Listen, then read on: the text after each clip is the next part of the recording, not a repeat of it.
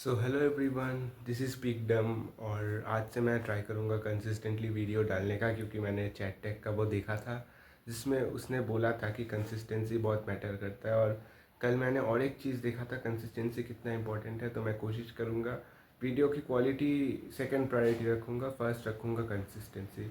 अब आते हैं मेन मुद्दे पे।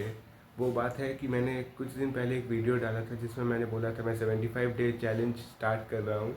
लेकिन एक बुरी खबर ये हो गई कि मैं वो चैलेंज स्टार्ट करते ही फेल हो गया।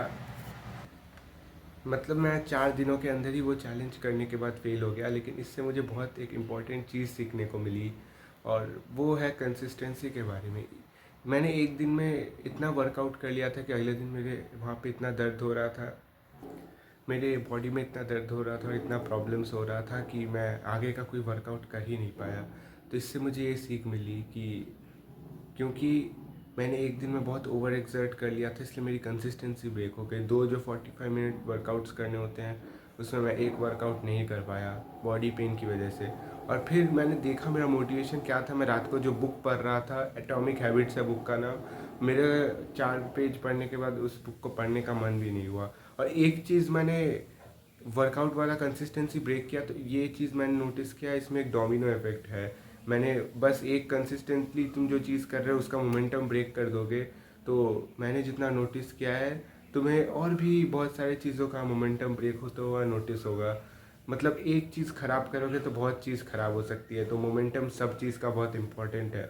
इसका मतलब है कि हमारा मेंटालिटी कभी भी वैसा नहीं होना चाहिए जैसा मेरा एक टाइम पे था, कि अरे बस थोड़ा सा ये कर लेता हूँ, थोड़ा सा ब्रेक ले लेता हूँ, ये चीज़ आज नहीं करके कल करता हूँ। हमारा माइंड ऐसे ही डिस्ट्रैक्टिव होता है, वो हमें ऐसे डिस्ट्रैक्ट करेगा कि भाई आज काम नहीं करते हैं, कल कर लेते हैं। लेकिन वो कल उसके बाद 2 दिन बाद हो जाएगा, फिर हफ्ते में एक दिन, फिर महीने में एक दिन। तो इस ऐसी कंसिस्टेंसी ब्रेक होती है। तो हमें कभी भी खुद को ये नहीं बोलना है कि अरे ये काम तो मैं कल कर लूँगा।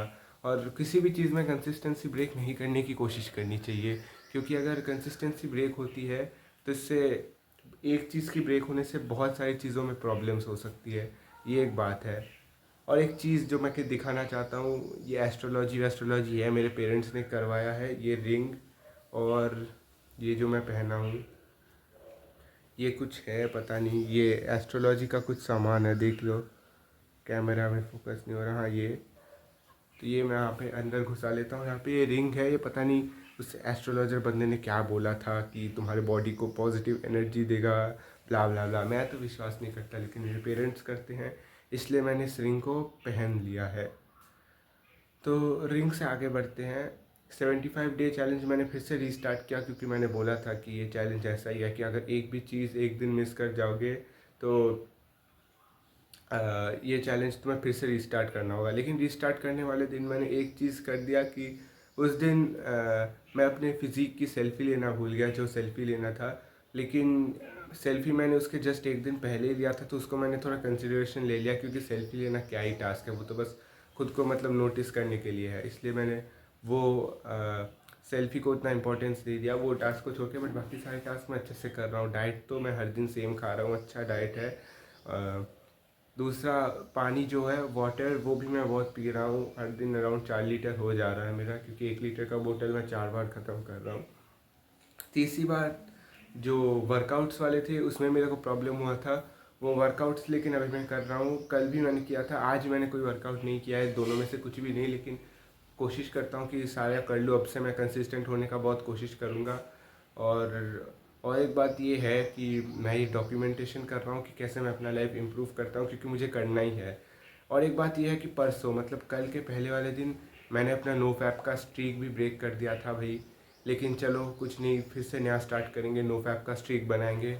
ये डिप्रेशन या कुछ में जाके नहीं है। एक जगह फेल हो गया इसका मतलब ये नहीं कि गिव अप करना है, फिर से एक नया स्टार्ट करना है, यही चीज़ है। और मेरी कैमरा स्पीकिंग क्वालिटी भी बहुत बेकार है, मुझे पता है, लेकिन वो मुझे पता है एक्सपीरियंस के साथ इम्प्रूव हो जाएगा, तो उसका मैं उतना ध्यान नहीं दे रहा। और coming back to the 75 hard challenge, तो उसमें मैंने जो लास्ट 2 चीज़ बोले थे, वो वर्कआउट वो वाला मैं कर लूँगा। एक वर्कआउट में बाहर कहीं वॉक वॉक कर लूँगा 45 मिनट्स का, और अंदर मैं अच्छे से वर्कआउट कर लूँगा। तो ये हो जाएगा मेरे वर्कआउट्स के बारे में। और बुक वाला चीज़ वो मैं एटॉमिक हैबिट्स पढ़ रहा हूँ।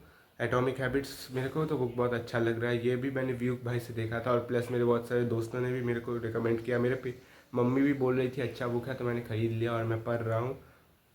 इस बुक से मुझे बहुत कुछ सीखने को मिला है। मैं अगला एक वीडियो बनाऊंगा जिसमें मैं हर दिन 10 पेज पढ़ के इस बुक से क्या क्या सीख रहा हूँ वो बताऊंगा। तो आज के लिए यहीं रखते हैं। चलिए, let's do the 75 hard and improve our life. Peakdom out.